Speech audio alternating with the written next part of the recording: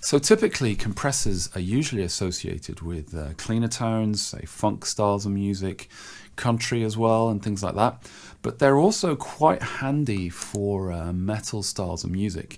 And it's something that you've probably heard more and more in, say, some crazy guitar players that you can find online and on Instagram and things like that, but also in various bands, to name a few, maybe Polyphia, Unprocessed, and others, where this heavy use of compression to really bring out the sort of attack of the instrument is quite prevalent. And depending on your style of music or the kind of metal or kind of heavier stuff that you go for, it might be something to look at to not only fatten the kind of tone that you're using, but also bring out the kind of nuances that you might want to bring out in your playing. Now, the big thing here is that while compressors can help, it's no excuse for chops, if that makes sense. So basically you still have to play. So it does make things easier, but you still have to put in the work to kind of get that attack and that sound from your playing. The compressor can only help further enhance that. So it's not a sort of shortcut to that kind of tone, but definitely helps to elevate it and put it at the forefront of kind of tone you're trying to get out there. So in this example, I've got my main preset that I just gouged out to put in 2 compressor blocks to give you some idea of what we're looking at. And I tried various compressors within the Fractal unit, and the one that seemed to be easiest and worked well was the Dynamic Comp. And I set it to like compression around 5, really quick attack time of 1, and a release time of 5. And we left the level at 0, and we've got a mix at 100%. Now the handy thing here is that depending on how much kind of compression you want to add, we can use the mix to sort of dial things back as well. So you can really ramp up the compression and dial back the mix for different tones, and I'll give a few examples of that.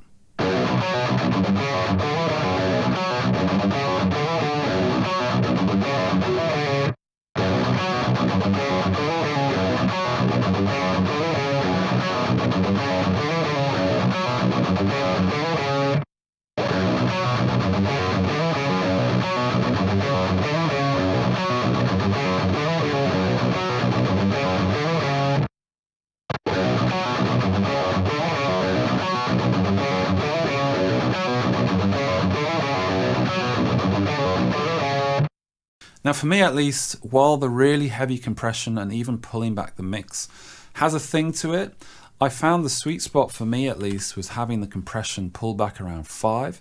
And then with the mix, I quite liked it 100%. And you can then play with the mix and dial that back if there's too much compression on that note. And the thing with compression is that it can be really useful for certain passages or styles of music that you're playing. However, it's maybe not something that I'd leave on all the time.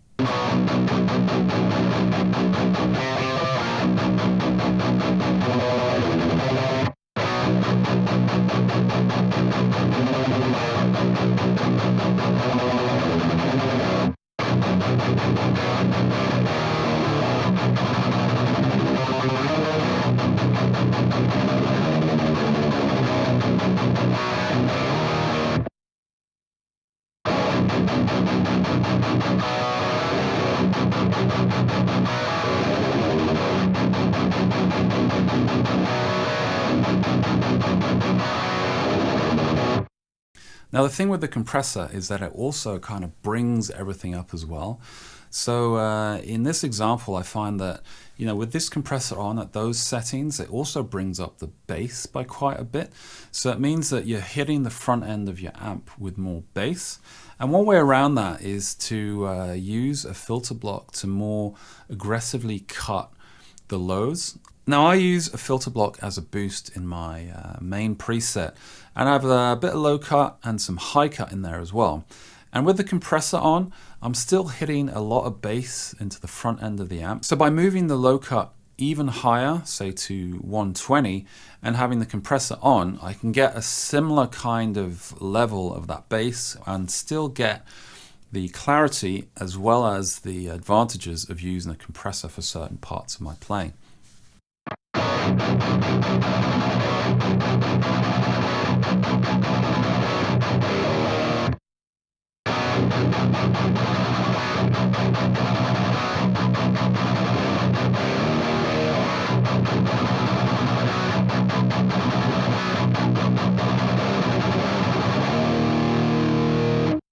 Now for me at least, and in the music I do with Droga, there are definitely parts where the compressor can come in handy.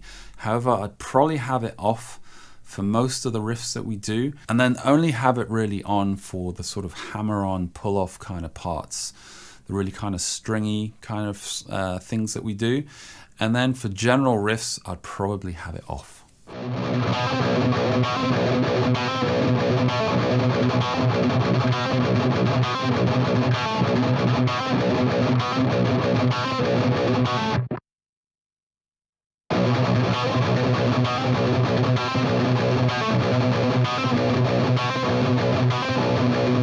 Now, another aspect of compressors is that there's also sustainer modes. So within the Fractal, we've got different sustainers that you can use. And the thing about sustain is, well, it's kind of doing what it says on the box. So I'll take, say, one of these studio sustainers, and you'll see that we have this kind of graph here, and then you'll see what it's doing in terms of gain to the actual signal. So basically, when there's signal at, say, a certain threshold or a certain amount, it won't add any extra gain to sort of compensate it. But as your guitar level goes down, it will add gain so that it gets close enough or gets closer to that threshold level. So the higher you set the ratio, the closer it will be to that threshold level. It sounds a bit complicated, but in essence, it's constantly gaining up your signal.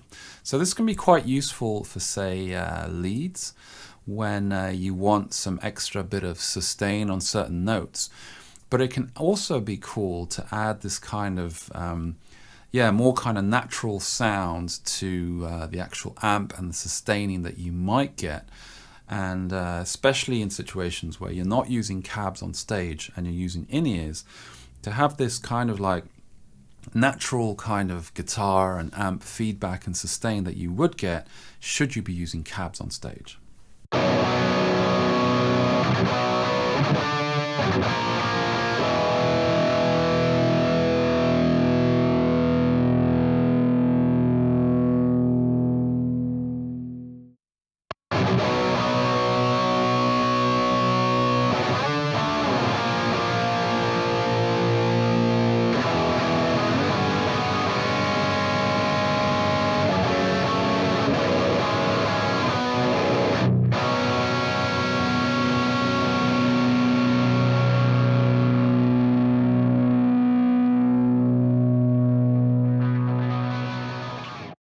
So I've got a Digitech freQout on the board as well, and I kind of use that for this purpose as well.